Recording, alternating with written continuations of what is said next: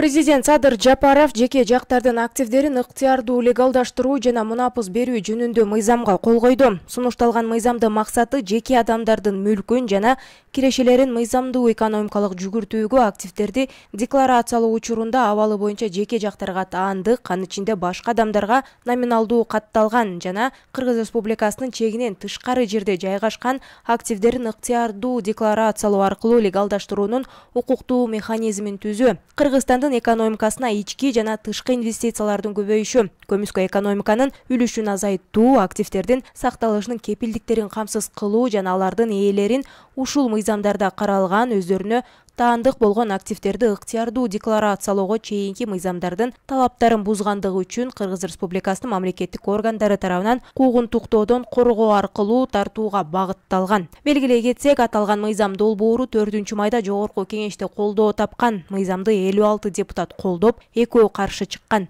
Министрлер кабинети көмүскө экономиканы азайтуу үчүн легалдаштыруу өнөктүгү 1 жылга созулуп, байлыгы ачыкка чыккандарга кылмыш иши козголбойт деген кепилдик берерин билдирген. Оппозициялык маанайдагы депутаттар жана айрым жарандык коом өкүлдөрү легалдаштыруу кампаниясын коррупционерлердин кызыкчылыгын көздөгөн демилге катары сыпатташкан. Бүгүн 20-июнда Жогорку Кеңештин социалдык саясат боюнча комитет жыйыны өттү. Анда Улуттук илимдер академиясынын Гариев атындагы ботаникалык багы, илим изилдөө институтун сактоо жана өнүктүрүү боюнча чаралар жөнүндө Жогорку Кеңештин 2022 жылдын 11 майындагы токтомунун аткарылышы тууралуу маселе каралды. Министрлер кабинетинин төрагасынын орун басары Эдил Байсалов токтом аткарылгандыгы тууралуу маалымат берди. Бул ботаникалык бак өзү илимий институт катары калат дагы, анан атайын кандайдыр бир каражаттар бөлүнүп берилди. Азыркы учурда курулуш оңдоо иштери бир секцияда башталды. Тилекке каршы биз дагы бир жакшы социалдык коргоо министри жагынан дагы жаштар уюмдарын аркылуу дагы бир жакшы бир жумушчу күчтөрдү бир топтоп берелик дедик элек, тилекке каршы ишке аша элек. Бирок жалпысынан мен кыскача айта турган сөзүм, мурунку былтыркы ошол май айында кабыл алынган чечимдериңиздер боюнча реакция көрүлүп, ал илимий институт катары 1 чарчы метри башка бир функцияга өткөзүп бербегенде биз толук кандуу аткардык деген айта алабыз. Жогорку Кеңештин социалдык саясат боюнча комитети Бишкектеги ботаникалык бак боюнча токтом аткарылган жок деген бүтүмгө келди. Могул жерде токтомдо, урматтуу коллегалар, комитеттен жакшы токтом, өтө тыкаат, өтө изилденип, чоң топ түзүлүп туруп, жакшы тапшырма бериптирсиздер. Эмне Калбековна?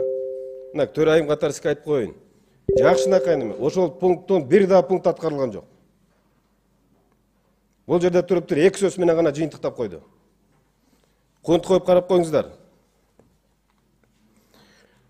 Бүгүнкү күндө ошол 174 ботаникалык чарчы метрди бир адам камсыздайт. Чарба жагын. Элесесиздер? 174 гектарды. Ошол маселе көтөрүлгөн, көтөрүп коюңуздар деп. Атайын бюджеттен каралган акча 23кө деп 102 миллион сом бөлүнгөн, каралган. Аны баны кыскартат дагы 23 миллионго чыгып койсо. 23 миллион сом бүгүнкү чейин жок, каражат бөлүнө элек. Өткөндө атайын Альянс фракциясынын атынан деп сиздердин демилиңер, урматтуу президенттин демилгесин эле жашыл мурас деген макамын колдоо максатында өз каражатыбыз менен алып келип туруп эккен бактарыбыз мына 300 түп көчөт келген. Европадан атайын алдырып келгенбиз. Кичине мындай жаңылык болсун деп Кыргызстанга. Ошо бактарыбыздын 30% солуп калды бүгүн. Себеби ирригация жок. Ал ирригация мынакей токтом негизинде эмгиче аткарылыш керек болчу. Аткарылбай жөн эле турат. Эдил Жолбаевич.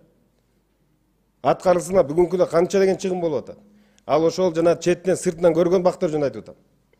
А канча деген калган гектардагы өсүмдүктөр эмне болуп атат? Ботаникалык бак бүгүнкү күндө эмнени берет? Бул деген ушул Борбор шаарыбыздын өпкөсү бүгүн. Ошо сиз дем алып аткан чаң, аба кычкыл тек тазалай турган бул чоң ботаникалык бак. Көлөкө берет жок дегенде. Ошо кайдыгер карап, могул жерде отуруп алып, мылжыңдап оны аткардым анан тигетип койдум деген туура эмес анда. Урматтуу төрайым. Бузбасын сөзүмдү. Урматтуу төрайым. Бузбасын сөзүмдү. Депутатты кичине дисциплинага тартып коюңуз. Урматтуу Эмил. Я что-то неправильно сказал? Жок. Мен эмнени айттым? Эдил Жолдобаевич, мен сизди да суранат элем. Тартипти сактап, бири-бирибизге мындай сөздөрдү айтпай, ишти алып баралы, сизден суранат элем. Ошол эгилген бактар боюнча мынакей, тилекке каршы эреграция жоктун себебинен өзгөчө кырдар министрлиги жана тазалыктын жанагы суу ташыган унаалары менен бак сугарып атабыз. Элестип атасызбы? 21-кылым. Эдил Жолдобаевич. Мынакей сизден көзөмөлдөгөн тармагыңыз. Жеке мамлекет башчыбыз, урматтуу президентибиз көзөмөлгө алган нерсеге мындай кыянат кылып атасыздар. Жыйында депутаттар тарабынан министрлер кабинетинин төрагасынын орун басары Эдил Байсаловдун дарегине бир катар сындар айтылып, кайым айтышуулар орун алды. Эдил Жолдобаевич сөз сурап бергечи берген бизди башкарганга укук берилген эмес сизгечи. Азыр мен уже чыдабай кеттим. Чыдабай кеттим. Эми силер берсең мындай эмес. Силерди эл мындай деп берген, бизден отчет ал деген деп. Мен мунун эмесинен тил уккандай. Сизге тил уккан жок, сунуштарын айтты. Комитетте мынакей депутаттар баарын угуп отурдук. Сизди эч ким тилдеген жок. Дагы бир жолу айтайын. Эдил Жолдобаевич. Айсулуу Дөөлөтбековна. Угуп атасызбы? Элдин атынан биз Эдил Жолдобаевичка сүйлөй албай эмне? Эл сизге эч ким эмеспи Эдил Жолдобаевич? Кимге сүйлөйсүз анда элдин атынан? Бул иши айтып атпайбы мага? Элдин атынан бизге мага сүйлөй эле койгула деп. Сиз кимсиз анда? Мен да элдик кишимин. Элдин атынан биз сүйлөйбүз сизге. Эмнеге сүйлөй албайбыз? Мен президенттин өкмөтүндө иштейм. Эмне биз депутаттар сиз ким анда? Биз сиздер менен мыйзам чыгарышыбыз керек. Мен сизге суроо берип атам. Депутаттар ким сиз үчүн? Натыйжада депутат Жамгырчиевдин сунушу менен комитет буга чейинки токтом аткарылбагандыгы үчүн чара көрүү, андан соң ошол токтомдо көрсөтүлгөндөрдү аткаруу деген маанидеги чечим кабыл алды.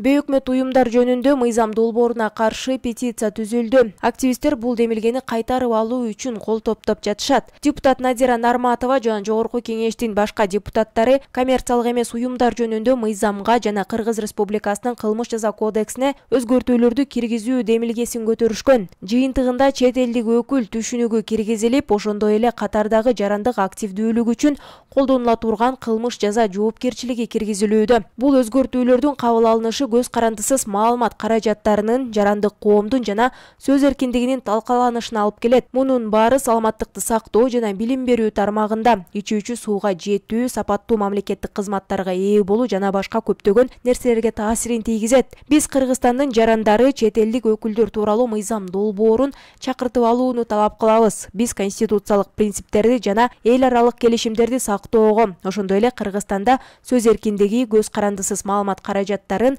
коммерциялык эмес уюмдарды жана жарандык коомду коргоого чакырабыз. Биздин өлкө эркин бойдон калуусу зарыл деп жазылат билдирүүдө. Эске салсак, бейөкмөт уюмдарга көзөмөлдү күчөтөт деп сынга кабылган чет өлкөлүк өкүл тууралуу мыйзам долбоорун Жогорку Кеңештин депутаты Надира Нарматова жазып, былтыр ноябрда коомдук талкууга чыгарган. Башында өзү жалгыз автор болуп көрсөтүлгөн документке дагы 32 депутат демилгечи болуп кошулган. Бирок кийин алардын айрымдары авторлуктан кайра баш тартып жатышат. Адилет укуктук клиникасы бул чет өлкөлүк өкүл мыйзамын талдап чыгып, анын 98% Орусиянын чет элдик агенттер тууралуу мыйзамынан көчүрүлгөндүгүн аныктаган.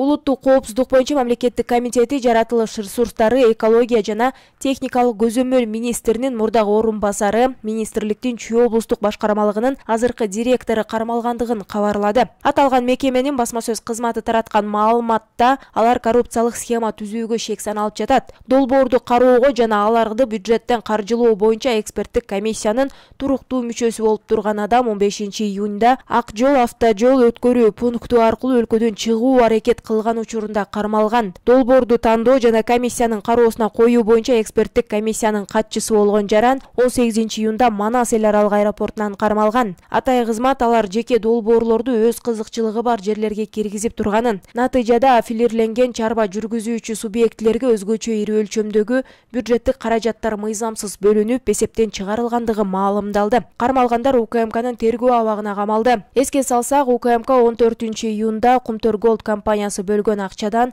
400 миллион сом туура эмес пайдаланган деген шек менен жаратылышты өнүктүрүү фонду уюмунун жетекчилиги кармалгандыгын билдирген. Чүй райондук соту адам өлтүрүүгө шектелген Сухраб Жумакуловду 3 жылга эркинен ажыратуу чечимин чыгарды. Бул тууралуу жактоочу Кайсын Абакиров билдирди. Анын айтымында Жумакуловго алгач кылмыш жаза кодексинин 122 беренесинен адам өлтүрүү, 2 бөлүгү бейбаштык максаты жана 267 беренеси куралды ок дарыларды мыйзамсыз жүгүртүү боюнча айып коюлган. Сот чечиминде ал беренелер 123 беренеге аффект абалында адам өлтүрүүгө алмаштырылды. 2022 жылы июль айында Чүй милициясы Бишкек Торугарт автожолунун 69-чакырымында ок жеген 47 жаштагы эркек киши тез жардам барганча көз жумгандыгын маалымдаган. Милициянын версиясы боюнча эртең менен Токмок шаарында 33 жаштагы келин бараткан жеринен жетип алуу үчүн аялдамага чыгып, жолдогу машиналардын бирине олтурган. Айдоочу ырдык көрсөткөндөн ал агасына телефон чалып, башка машинага түшүп кеткен. Бирок ал артынан барып, күч колдонуп, чачынан сүйрөп, аны сыртка чыгаруу аракетин кылган. Ошол учурда келиндин агасы барып калып, травматикалык тапанчадан ок чыгарган. Шектүү катары 36 жаштагы Сухраб Жумакулов кармалган. Карындашы бийликке кайрылып, агасынын ишин калыс тергелишин жана үй камагына кое берүүсүн суранган.